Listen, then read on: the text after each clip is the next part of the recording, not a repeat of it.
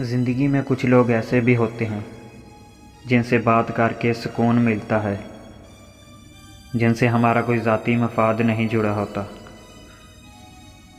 फिर भी वो हमारे लिए ज़रूरी होते हैं।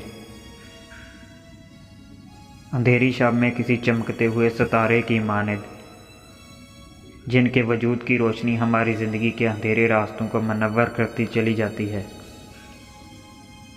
बज़ाहिर वो एक बेनाम सा ताल्लुक़, कभी दोस्ती के पर्दे में छुपा या कभी ऐसा रिश्ता जिसका कोई नाम ही ना हो, लेकिन सबसे जुदा महसूस होता है, ये जानते हुए भी कि किसी भी वक्त इस खूबसूरत रिश्ते की डोर हाथ से छूट जाएगी, फिर भी वो हमें अजीज़ होते हैं।